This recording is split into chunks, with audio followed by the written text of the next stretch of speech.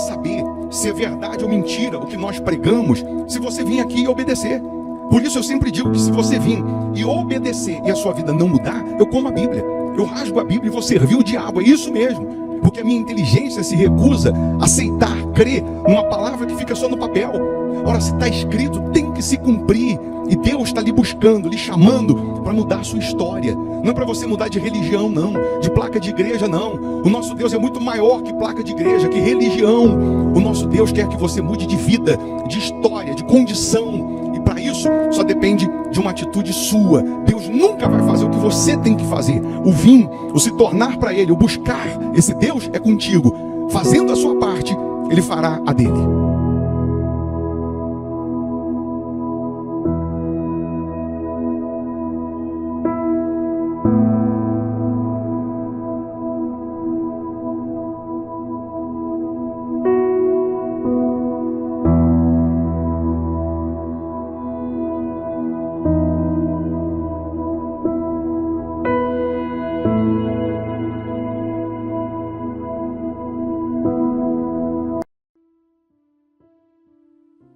Muito bom dia, que Deus abençoe a sua vida, que Deus abençoe esse sábado, que seja um sábado de portas abertas, um sábado de boas notícias, de novidades para os que creem.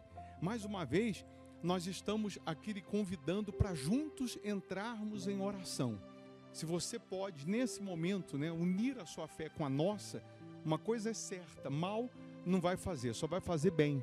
Onde 2 ou 3 estiverem, reunidos no nome do Senhor Jesus, ali Ele estará.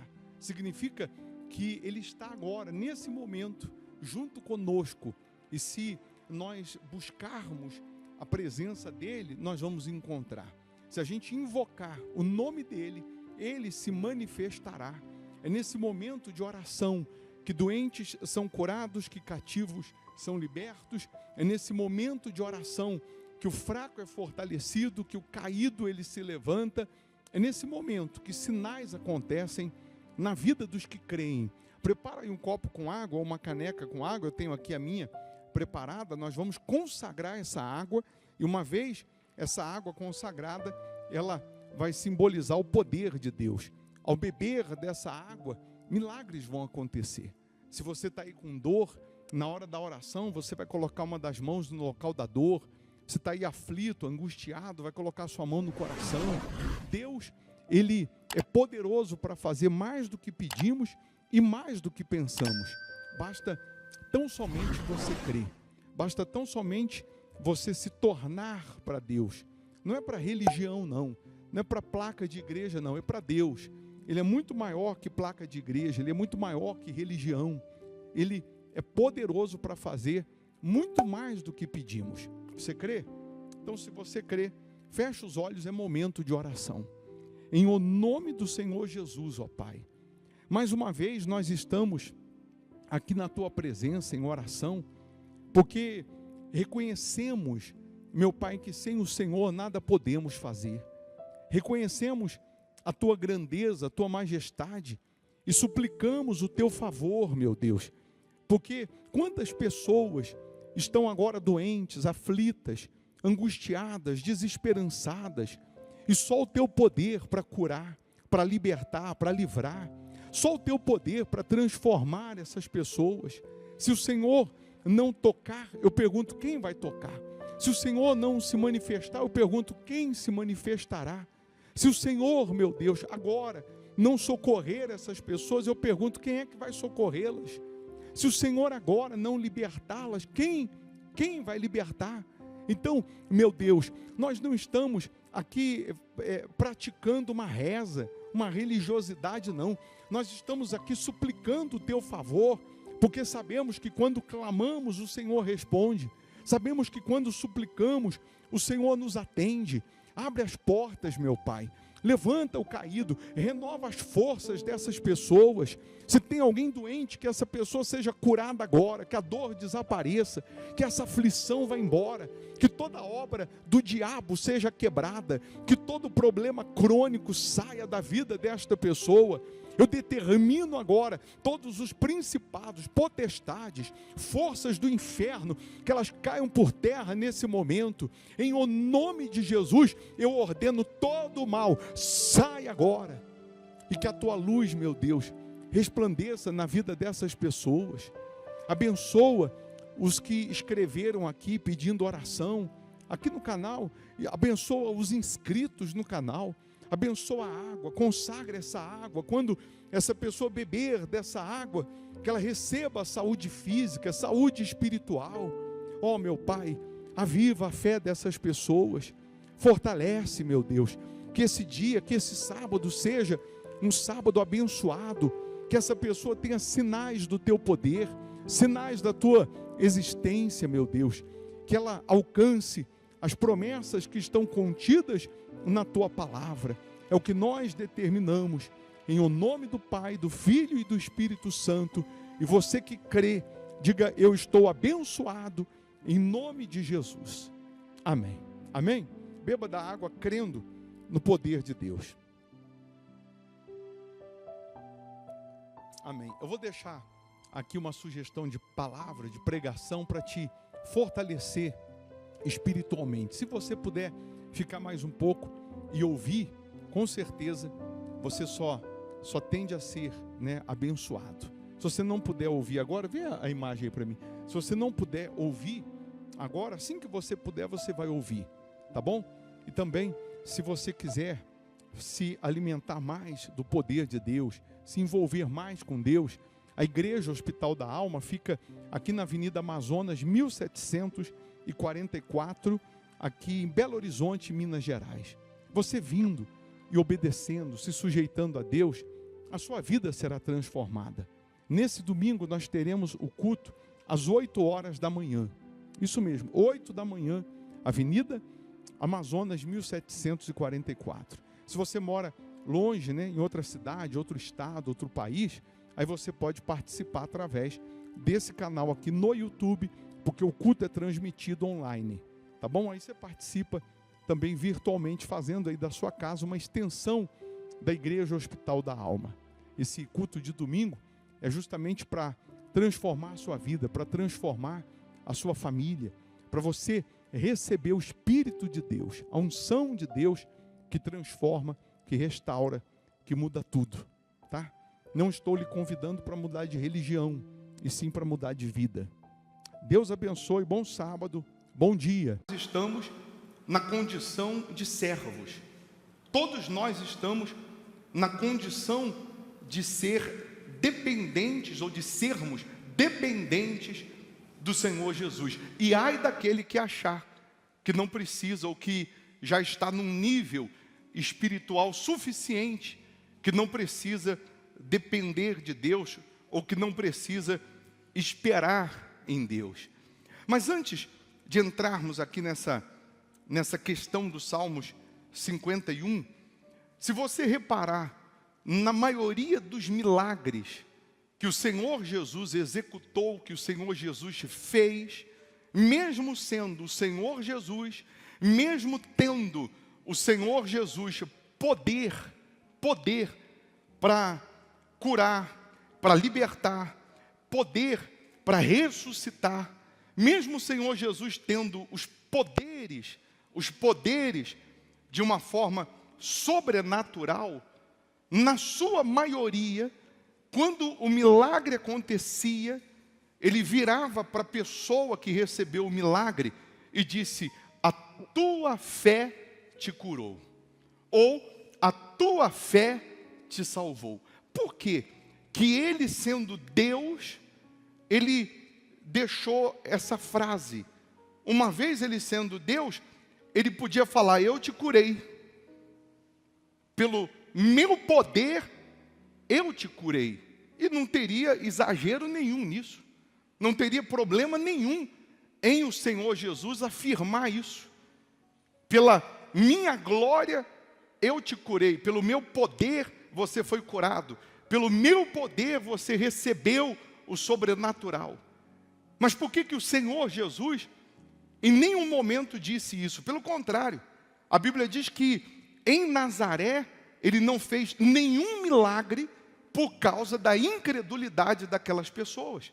Mesmo ele sendo Deus, mesmo ele sendo Senhor, mesmo ele tendo o poder que ele tinha e tem, mas que ele tinha na condição de homem, quando ele estava aqui, ele não fez nenhum milagre na cidade de Nazaré, e a Bíblia faz questão de dizer que o Senhor Jesus não fez nenhum milagre naquela cidade por causa da incredulidade daquelas pessoas.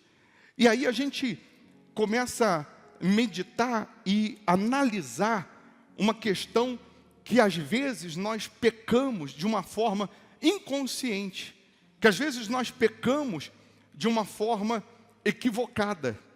Porque eu já disse a você, em algumas lives, você já me ouviu dizendo, falando para as pessoas, para falarem o seguinte: meu Deus, me cura, me liberta, me cura do vício, ou muda essa situação, que eu faço um voto de ser dizimista no altar do Hospital da Alma, que eu faço um voto de dar a minha vida no altar do Hospital da Alma, que eu faço um voto de te servir no altar do Hospital da Alma. E em algumas dessas lives, eu pedia para a pessoa escrever na hora, quem já tinha um resultado, um testemunho, e vinham testemunhos na hora, como também vieram e estão vindo ainda testemunhos pelo WhatsApp, etc. Mas veja você que em nenhum momento eu disse para você fazer um voto e dizendo: meu Deus, me cura, ou me liberta, ou muda essa situação, e eu faço um voto de ser dizimista com o bispo Formigoni, ou na igreja do bispo Formigoni. Eu faço um voto de ser fiel ao bispo Formigoni. Eu faço um voto de servir o Deus do bispo Formigoni. Por que em nenhum momento eu citei, não citarei e jamais vou falar isso? Porque a nossa fé, ela tem que estar fundamentada na palavra de Deus. Ela tem que estar fundamentada em Jesus. Se você fundamentar a sua fé em coisas ou em pessoas, mais cedo ou mais tarde você vai se decepcionar. Mais cedo ou mais tarde você vai se cansar. Se você fundamentar a sua fé, a sua esperança em coisas ou em pessoas, mais cedo ou mais tarde você vai acabar desanimando. Mas quando a minha fé está fundamentada na palavra de Deus, quando foi que a palavra de Deus falhou? Nunca. Quando foi que Deus cumpriu e não prometeu? Nunca. Quando foi que Deus errou? Que Deus, de uma forma equivocada, ele errou com alguém? Também nunca. Então, qual é a chance de uma pessoa depositar a sua fé na palavra de Deus e se decepcionar? Zero.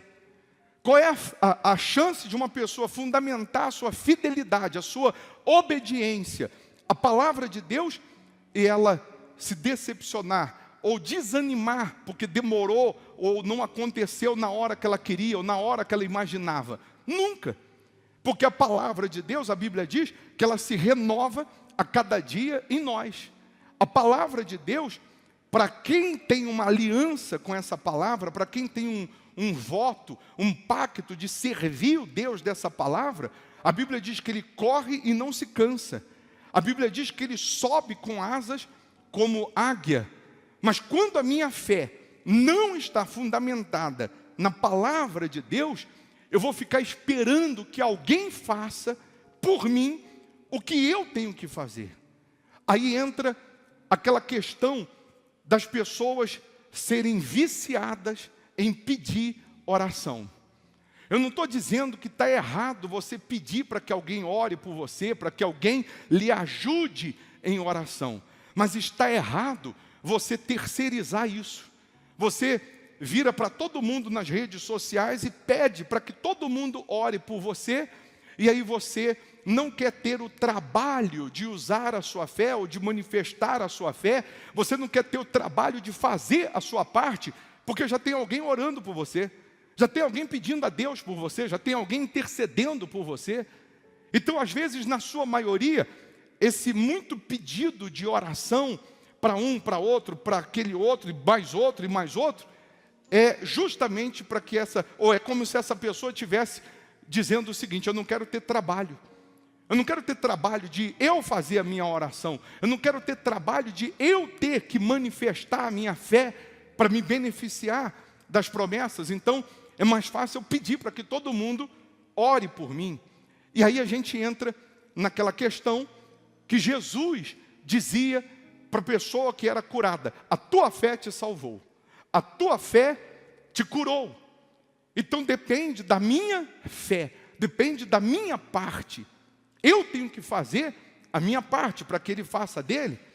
Em alguns, como no caso do paralítico, que os amigos, não podendo entrar pela porta, desceram ele pelo telhado com cordas. A Bíblia diz que Jesus, vendo-lhes a fé, Jesus disse: estão perdoados os teus pecados. Mas Jesus viu a fé. A fé também tem o poder de perdoar pecados. A fé tem o poder, uma vez aplicada, uma vez colocada em prática na palavra de Deus, tem o poder de te limpar dos seus erros, das suas falhas, para você começar uma vida limpa com Jesus, uma vida nova com Jesus.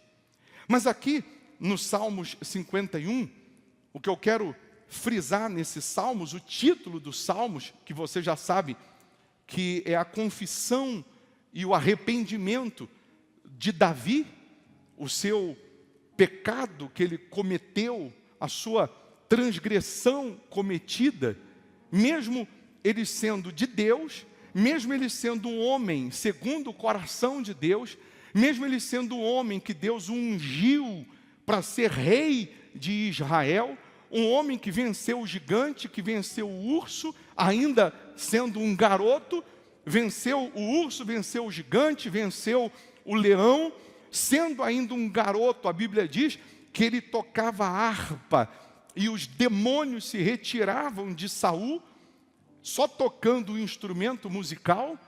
Esse homem que ele tinha suas características, depois que ele assume principalmente o reino, de ser um guerreiro, de estar no meio da batalha, de estar junto com os soldados, um homem que dava a vida pelas pessoas, que tinha essa característica, porque Deus escolhe Davi simplesmente porque ele estava cuidando das suas ovelhas. Uma das razões de Deus ter escolhido ele cuidando das ovelhas, quando um urso veio para defender uma ovelha, ele matou o urso. Quando vem um leão para defender a ovelha, ele matou o leão. Então Deus, vendo isso, imagina ele dando a vida dele, arriscando a vida dele por um animal, por uma ovelha. Imagina se eu colocar ele à frente do meu povo. Ele vai dar a vida pelo meu povo, ele vai dar a vida pelas pessoas, ele vai dar a vida por gente que é a imagem de Deus, criada por Deus. E aí Davi, ele, com toda essa sua trajetória, se você procurar lá no livro de Salmos, etc., que fala de Davi, você vai ver que o que tinha dentro dele, o espírito de amor, de misericórdia, o espírito de cuidar das pessoas, de zelar pelas pessoas, o espírito de ser justo, o espírito de andar e fazer a justiça, sempre esteve impregnado em Davi, sempre esteve latente em Davi. E por isso ele defendia o seu povo, ele guardava o seu povo, ele protegia o seu povo, ele dava a vida pelo seu povo. Tanto é que ele mesmo disse que no meio da batalha ele dizia: Deus me cercas por trás, por diante, sobre mim põe as mãos. Espada para todo lado, Deus o guardava, Deus o protegia. No meio da batalha, no meio da guerra, e as espadas cruzando, mas Davi estava resguardado, Davi estava protegido pelo Deus que ele servia. Mas mesmo ele tendo todas essas características, mesmo ele tendo toda essa confiança, um homem chamado segundo o coração de Deus, isso não o impediu de cair num laço, de cair numa armadilha e de ter cometido o pecado. Não o impediu de fazer isso. Mas aí que eu quero que você entenda, eu estava fazendo uma pesquisa e pasme você de pessoas desigrejadas, pessoas que um dia estiveram numa igreja, ficaram um tempo conhecendo a Bíblia, conhecendo as Escrituras, ou servindo a Deus de forma direta ou indireta. Nós temos no Brasil, em média, 50 milhões de pessoas que hoje se encontram desigrejadas. Quem são essas 50 milhões de pessoas?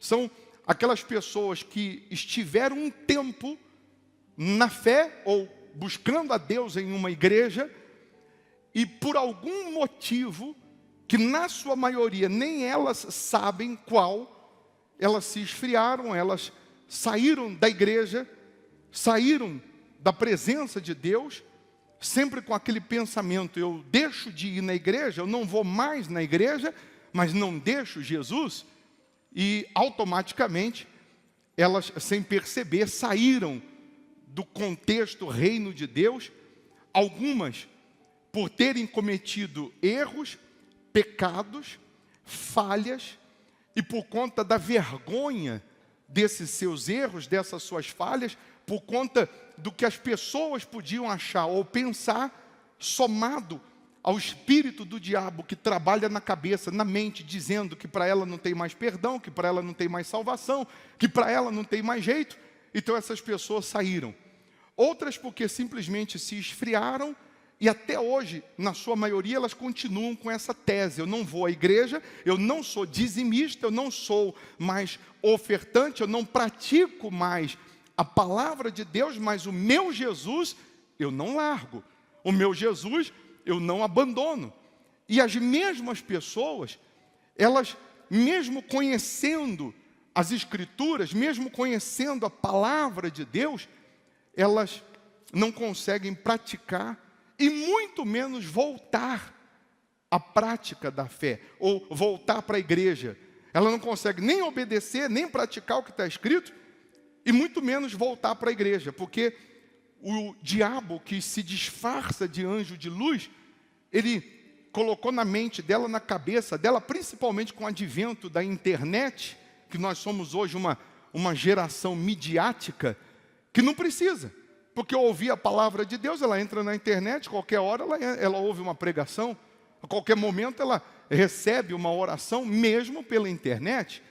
Então, ela meio que está sendo enganada por uma sensação chamada de bem-estar, que lá em Provérbios diz que a sensação de bem-estar os leva à perdição, os leva ao inferno. A sensação de bem-estar vem levando uma multidão, sem que elas percebam, para o inferno. E aí, eu estou explanando isso como se nesse momento eu estivesse pregando para essas tantas milhões, ou para esses milhões de pessoas, que se encontram em estado de mornidão espiritual. Que a Bíblia diz em Apocalipse que não são nem quente e nem frio, são mornos. E a Bíblia ainda diz: quem dera fosse quente ou fosse frio, mas porque é morno, Deus ele diz: eu estou ao ponto de vomitar.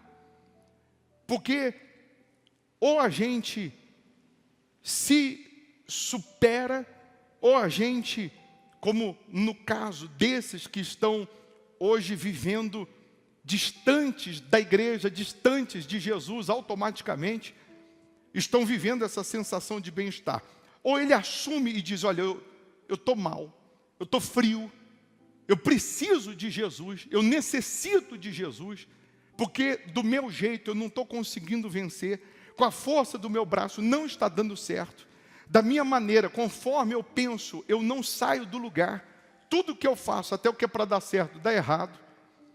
Ou essa pessoa cai em si e volta correndo para os braços de Deus, para os braços do Senhor Jesus, ou nessa mornidão, ela sem perceber, está caminhando para o inferno e infelizmente ela só consegue acordar depois que chega lá.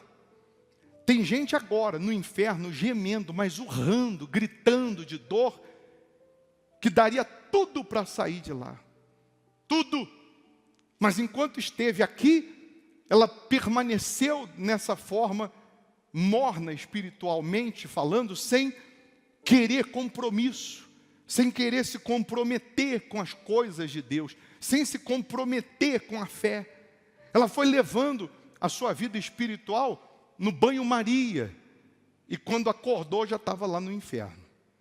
Ou então, aqueles que estão hoje dentro da igreja, na condição de quentes, na condição de pessoas que estão vivendo uma vida espiritual com Deus maravilhosa.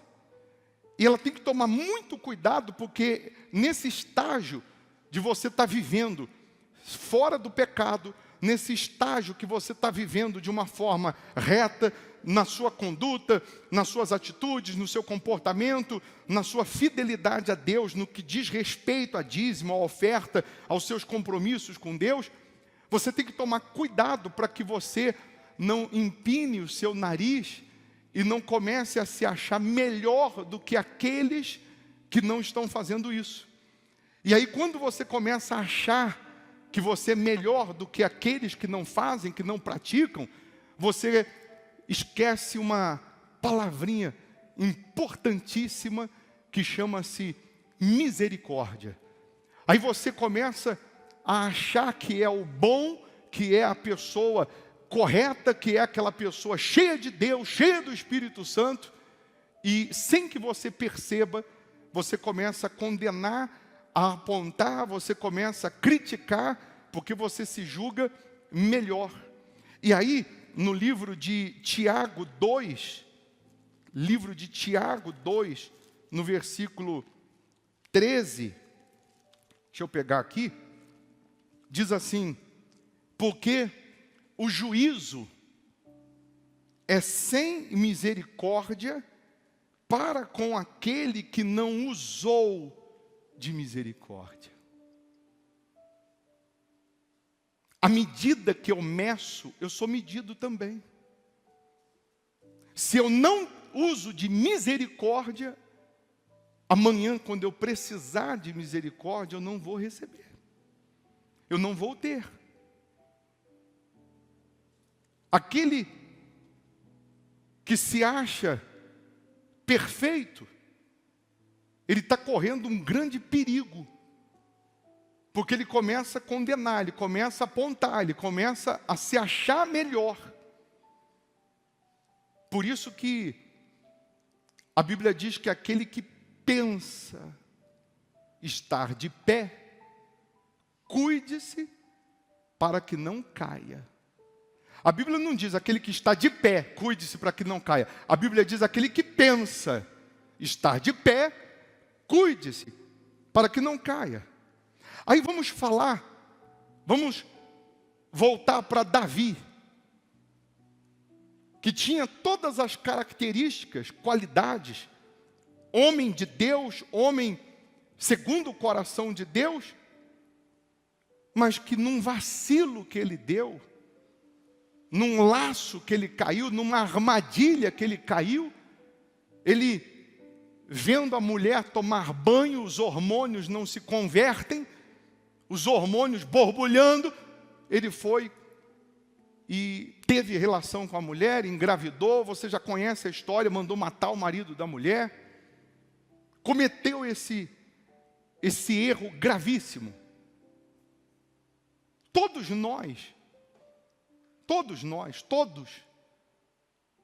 iriam colocar ponto final na história dele. Mas Deus, porque ele se arrepende e abandona o seu pecado, Deus o alcança com a sua misericórdia, dizendo: eu perdoei o seu pecado. Mas isso, pessoal, pregando e falando, é bonito. Mas para a pessoa que hoje está lá fora, que hoje está bombardeada na sua cabeça, na sua mente, porque ela errou, pisou na bola, porque falhou, porque pecou, porque saiu da igreja, porque de alguma maneira ela se afastou de Deus. Para a gente é tão claro enxergar isso, que se ela agora falar, meu Deus, me perdoa, eu pequei, eu errei, eu não quero viver distante do Senhor, eu não quero viver afastado do Senhor, Deus perdoa na hora, se há sinceridade.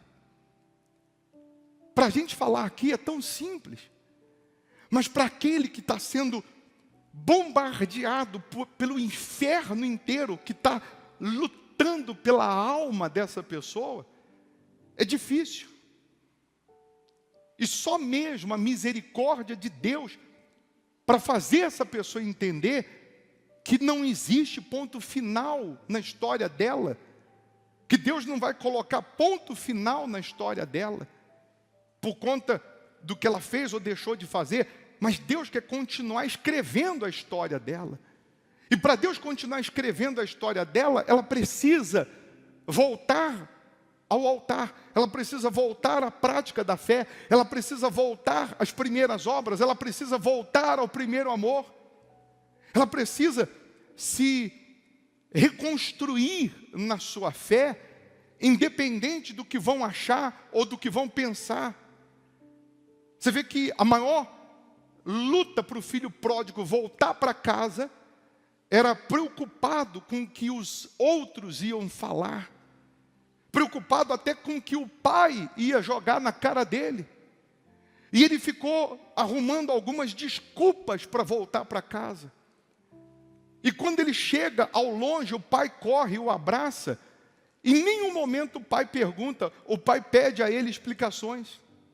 Em nenhum momento o pai quer ouvir as desculpas dele. Ele ficou arquitetando, né? Como que eu vou falar para o meu pai? Eu vou pedir para ele me tratar como um dos seus empregados. Em outras palavras, ele não precisa nem me tratar como filho, não, mas pelo menos me trata como um dos empregados, para eu não ficar aqui com os porcos, comendo a lavagem dos porcos. Mas quando ele volta, enquanto ele ficou nesse tempo preparando as desculpas, o pai já estava preparando uma festa para ele. Enquanto ele volta com as suas roupas cheias de lama do chiqueiro dos porcos, o pai tinha roupas novas para ele. E é isso que acontece com a gente. Quando há o pecado, quando há a falha, quando há a transgressão, quando há o erro, seja ele qual for, nós ficamos com as nossas roupas cheias de lama do chiqueiro do pecado, do chiqueiro desse mundo. Nós ficamos com mau cheiro, espiritualmente falando, e a gente começa a pensar que andando aí na rua, está todo mundo olhando para a gente, porque é como se a gente estivesse cheio da lama do chiqueiro dos porcos. Mas a atenção que o pai deu para o filho pródigo é a mesma que ele vai dar para você, que ele vai dar para aquele que está em casa procurando as desculpas para voltar. É a mesma atenção, a mesma festa que ele deu para o filho pródigo, as roupas limpas, o anel que representa ele ter a autoridade de filho, sandália nos pés, é o que Deus tem preparado para todos nós. O pai continua sendo o mesmo. O pai tem prazer na volta do filho. O pai tem prazer quando há sinceridade e arrependimento. O pai tem prazer quando há quebrantamento de espírito.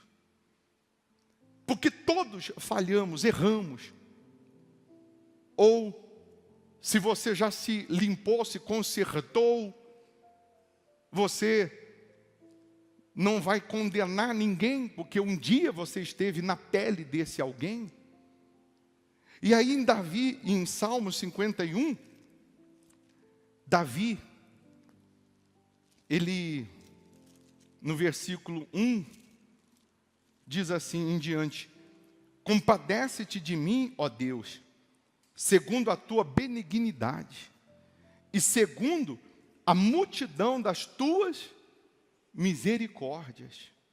Apaga as minhas transgressões, lava-me completamente da minha iniquidade e purifica-me do meu pecado.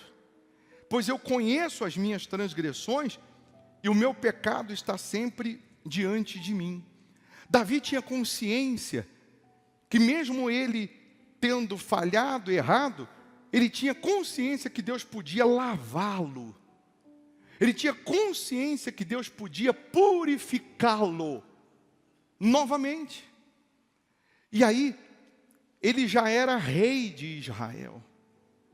Ele já tinha tido tudo que você possa imaginar.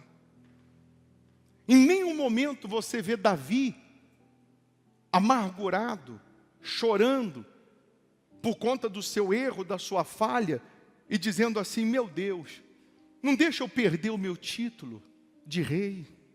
Meu Deus, não deixa eu perder o status, não deixa eu perder o patrimônio que eu construí, não deixa eu perder o ouro que eu conquistei nesses anos.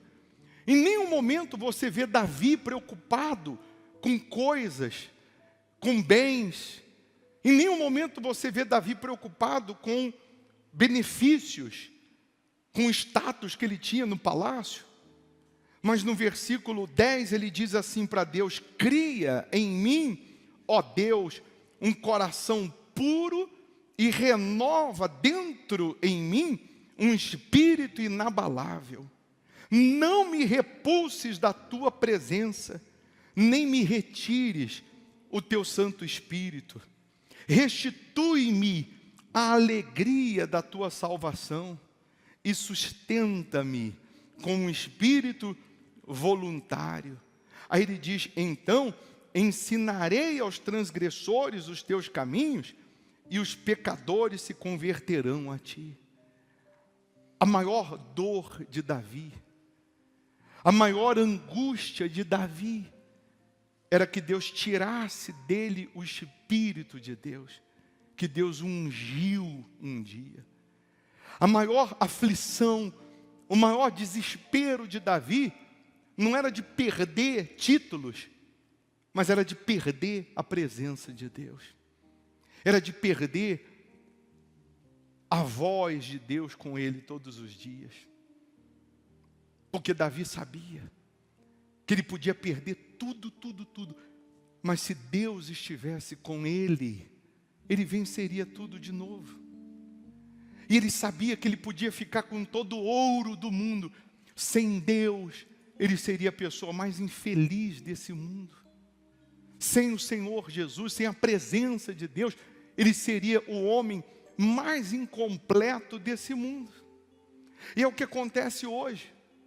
As pessoas pensaram que se tivesse uma empresa e sucesso financeiro seriam felizes. Aí elas lutaram, conquistaram uma empresa, conquistaram status econômico, dinheiro, prosperidade econômica, e aí descobriram que continuavam sendo vazias, com todo o dinheiro. Aí pensaram assim: eu não tenho um filho, então eu vou ter um filho, porque se eu tiver um filho eu vou ser mais feliz. E aí depois que o filho veio, ela descobriu que continuou sendo a mesma pessoa vazia, infeliz. Ela pensou: eu vou viajar o mundo inteiro, vou conhecer lugares maravilhosos, porque eu vou ser mais feliz. E ela descobriu que mesmo conhecendo lugares maravilhosos, ela continuava sendo aquela pessoa vazia, ela continuava sendo aquela pessoa infeliz. Ela pensou que morando numa mansão seria mais feliz, e depois que ela mudou-se para essa mansão, ela descobriu que ela continua sendo aquela pessoa vazia, aquela pessoa infeliz. Por quê? Porque falta a presença de Deus. Sem mim nada podeis fazer, disse o Senhor Jesus. Pessoas que têm tudo e ao mesmo tempo não têm nada. São tão pobres, tão miseráveis, que a única coisa que elas têm é dinheiro. Mas são miseráveis no espírito.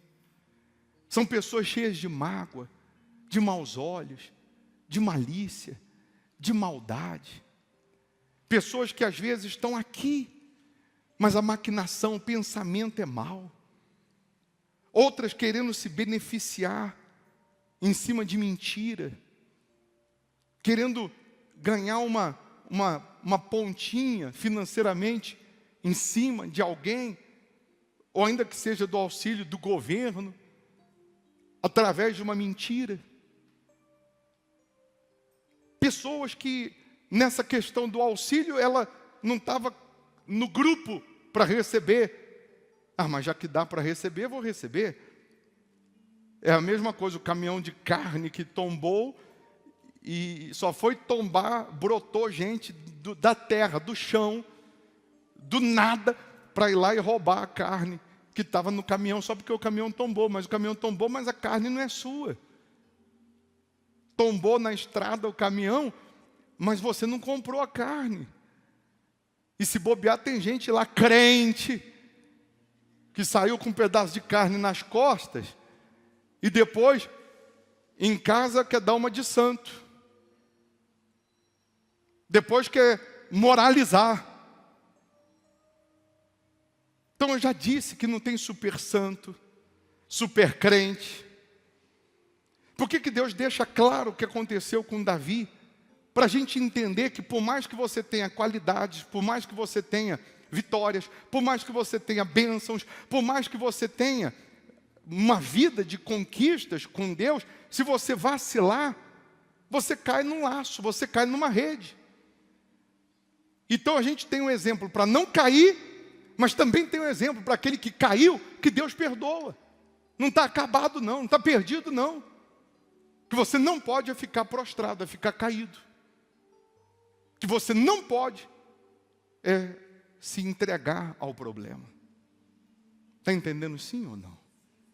O que ele mais sonhava, o que ele mais desejava, o que mais angustiava Davi, era a ideia de perder o Espírito de Deus, de perder os cuidados de Deus. A gente pode perder tudo menos o Senhor Jesus. Me tira tudo menos a presença de Deus, menos o Espírito de Deus, menos a palavra de Deus. Eu sou melhor que você em quê?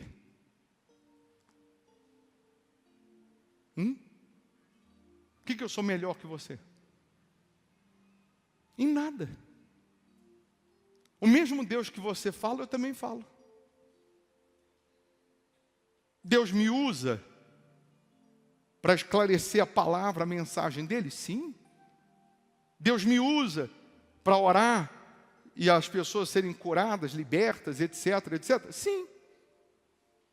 Mas eu estou no mesmo barco que você. Eu estou na mesma condição, na mesma dependência que você.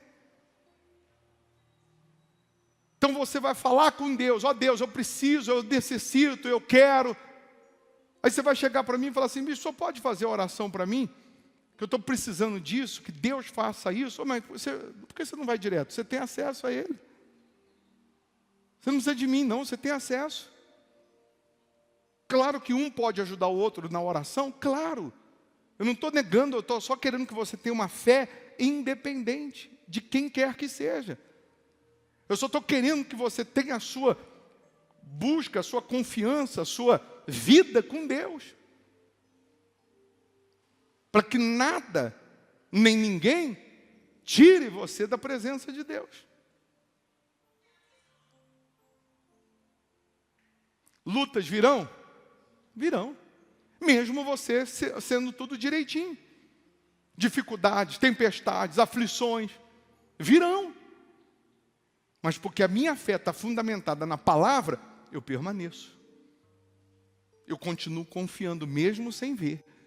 Mesmo sem receber, eu continuo confiando, porque a palavra dele não volta vazia. Amém? Domingo agora nós vamos ter a Santa Ceia.